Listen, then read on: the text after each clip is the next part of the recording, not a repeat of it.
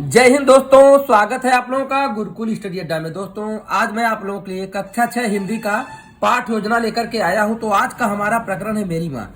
सर्वप्रथम ऊपर आपको पाठ योजना संख्या लिखनी होती है, फिर उसके नीचे आप विद्यालय का नाम लिखते हैं। जिस विद्यालय में शिक्षण कार्य के लिए जाते हैं उस विद्यालय का नाम लिख देते हैं। फिर उसके नीचे आपको 5 कॉलम बनाने होते हैं, दिनांक, कक्षा, विषय, कालांश और अवधि का। दिनांक के नीचे आप उस तिथि को अंकित करते हैं जिस तिथि में शिक्षण कार्य करते हैं। जिस कक्षा को पढ़ाते हैं कक्षा के नीचे लिख देते हैं। जिस विषय का शिक्षण कार्य करते हैं विषय के नीचे लिख देते हैं। जो घंटी होती है उसको कालांश में लिखते हैं, घंटी की जो अवधि होती है अवधि में लिख देते हैं।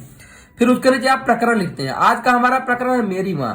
प्रकरण के ठीक नीचे सामान्य उद्देश्य लिखा जाता है। सामान्य उद्देश्य जो होता है यह विषय से संबंधित होता है। तो इसमें देख लीजिए क्या है। नंबर 1, बच्चों में हिंदी विषय के प्रति रुचि जागृत करना। नंबर 2, बच्चों को कल्पना शक्ति का अवसर प्रदान करना। नंबर 3, बच्चों को धारा प्रवाह, गति तथा शुद्ध उच्चारण के साथ कहानी पढ़ना सिखाना। नंबर 4, बच्चों को हिंदी आत्मकथा के माध्यम से उनका मानसिक विकास करना। और नंबर 5, बच्चों को हिंदी आत्मकथा के माध्यम से उनका चारित्रिक विकास करना। सामान्य उद्देश्य के ठीक नीचे हम लिखेंगे विशिष्ट उद्देश्य। इसमें विशिष्ट उद्देश्य में देख लीजिए क्या है। नंबर 1, इस आत्मकथा के माध्यम से बच्चों के अंदर अपने माता पिता के प्रति श्रद्धा भक्ति जागृत होगी। नंबर 2, बच्चे उन अमर सपूतों के प्रति श्रद्धा का भाव रखेंगे जिन्होंने आजादी की लड़ाई में अपने प्राणों की आहुति दी थी। नंबर 3, बच्चों के अंदर देश प्रेम की भावना जागृत होगी। विशिष्ट उद्देश्य के ठीक नीचे हम लिखते हैं शिक्षण विधि। शिक्षण विधि में है प्रश्नोत्तर विधि और व्याख्यान विधि है। फिर उसके नीचे लिखते हैं सहायक सामग्री, जिसमें है विभिन्न स्वतंत्रता संग्राम सेनानियों का चित्र जिन्होंने आजादी की लड़ाई में अपनी जान दे दी थी। फिर इसके बाद बच्चे का पूर्व ज्ञान लिखा जाएगा। पूर्व ज्ञान में बच्चे प्रमुख शब्दों के पर्यायवाची शब्दों की जानकारी रखते हैं तथा प्रमुख रिश्तों की भी जानकारी रखते हैं। पूर्व ज्ञान के बाद हम प्रस्तावना हेडिंग डालेंगे। उसमें हम 3 कॉलम बनाएंगे, क्रम संख्या, छात्र अध्यापक क्रिया और छात्र क्रिया। पहला प्रश्न करेंगे किसी एक बच्चे को खड़ा करके वसुंधरा किसका पर्यायवाची शब्द है। छात्र कहेगा पृथ्वी का। अगला प्रश्न यही बना लेंगे, किसी दूसरे बच्चे को खड़ा करेंगे, पृथ्वी पर सबसे बुद्धिमान प्राणी कौन है। छात्र कहेगा मनुष्य। अगला प्रश्न यही बना किसी तीसरे बच्चे को खड़ा करेंगे, मनुष्य के घर में मुख्यतः कौन कौन से रिश्ते होते हैं। छात्र कहेगा माता पिता, भाई बहन, दादा दादी, चाचा चाची आदि। अगला प्रश्न यही बनाएंगे। चौथा प्रश्न किसी अगले बच्चे को खड़ा करेंगे, माता से संबंधित कोई आत्मकथा सुनाओ। छात्र मनो जाएंगे, यही समस्यात्मक प्रश्न हो जाएगा। फिर उसके बाद हम उद्देश्य कथन कहेंगे, बच्चों आज हम लोग मेरी माँ नामक आत्मकथा को पढ़ेंगे। इस आत्मकथा के लेखक राम प्रसाद बिस्मिल जी हैं। फिर इसके नीचे हम हेडिंग डालेंगे प्रस्तुतिकरण। इसमें क्या 11 वर्ष की उम्र से लेकर डाट से लेकर के कहाँ तक शरीर त्याग करूं। इसके बाद आदर्श वाचन रहेगा। छात्राध्यापक आत्मकथा का आदर्श वाचन करेंगे। फिर उसके बाद अनुकरण वाचन में देख लीजिए क्या है। अनुकरण वाचन में आत्मकथा का अनुकरण वाचन कक्षा छात्रों से करवाया जाएगा। इसके बाद हम आगे बढ़ते हैं, आगे बढ़ेंगे। इसके बाद हम काठिन्य निवारण करेंगे। यहाँ देखिए कठिन शब्दों का अर्थ लिखेंगे। जिससे नितांत का अर्थ है एकदम, सदृश का अर्थ है समान, अक्षर बोध का अर्थ है वर्ण ज्ञान, अवलोकन का अर्थ है देखना, वार्तालाप का अर्थ है बातचीत, मेजनी का अर्थ है इटली के महान देशभक्त, निर्वाह का अर्थ है पूरा, जन्मदात्री का अर्थ है जन्म देने वाली, परिशोध का अर्थ है ऋण, उऋण का अर्थ है ऋण से मुक्त।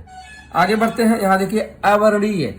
अवर्णीय का अर्थ है जो वर्णन के योग्य न हो, संलग्न, चिपका हुआ। श्रेय का अर्थ है यश, ताड़ना का अर्थ है सुधार के उद्देश्य से मारना, परिणाम का अर्थ है फल, सांत्वना का अर्थ है ढांढस बंधाना, तृष्णा का अर्थ है लोभ, बलि बेदी की भेंट का अर्थ है न्यौछावर होना, विलचित का अर्थ है देखिए विचलित का अर्थ है अस्थिर या चंचल।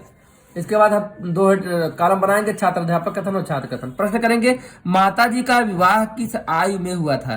छात्र बताएगा 11 वर्ष की आयु में। अगला प्रश्न बना लेंगे माताजी को गृह कार्य में निपुण कौन किया। छात्र बन जाएंगे, व्याख्या बताएंगे। जब माताजी का विवाह हुआ तो वह केवल 11 वर्ष की थी। दादी ने अपनी छोटी बहन को बुलाया था, उन्हीं ने माताजी को गृह के, यहाँ देखिए गृह के सभी कार्यों को सिखाया था। इसके बाद देखिए प्रश्न है माताजी का अक्षर बोध किससे हुआ। तो यहाँ देखिए है मोहल्ले की सहेलियों से। अगला प्रश्न है देखिए माता जी का सबसे बड़ा आदेश लेखक के लिए क्या था। छात्र बोल जाएंगे। अब व्याख्या में देखिए देख लीजिए क्या है।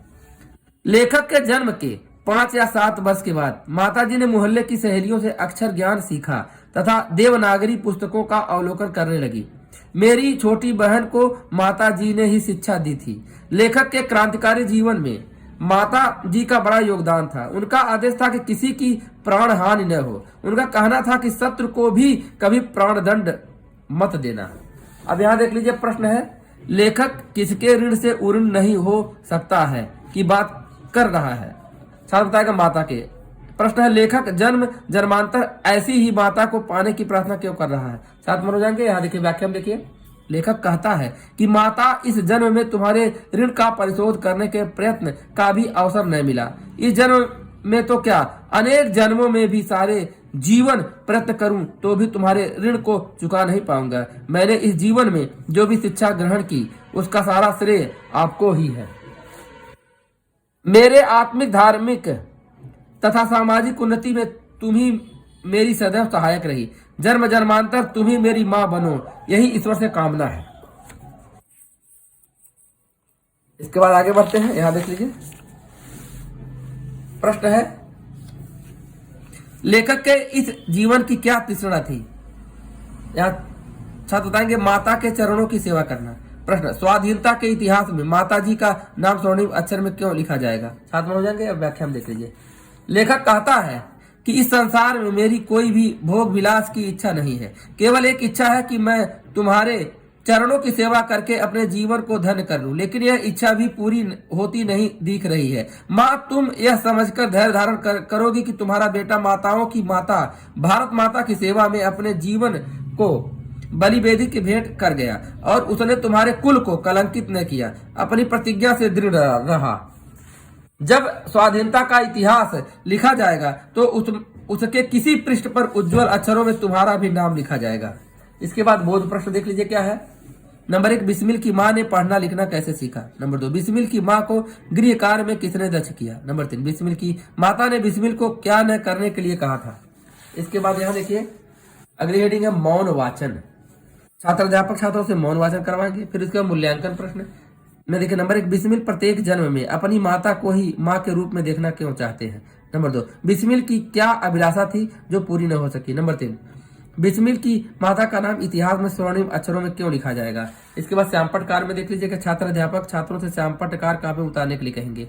निरीक्षण कार्य, छात्र अध्यापक कक्षा में घूम घूम कर छात्रों की काव्यों का निरीक्षण करेंगे जब वह श्यामपट्टकार उतार रहे होंगे। इसके बाद हम गृह कार्य दे देंगे। इस पाठ की किन किन बातों ने आपको प्रभावित किया, क्यों, लिख कर लाना है। नीचे हस्ताक्षर पर्यवेक्षक, फिर हस्ताक्षर छात्र अध्यापक। इसी साथ वीडियो समाप्त हो रहा। वीडियो पसंद आया तो लाइक शेयर कमेंट करिएगा। ऐसे यूजफुल वीडियो पाना चाहते हैं तो चैनल सब्सक्राइब कर लीजिएगा। धन्यवाद।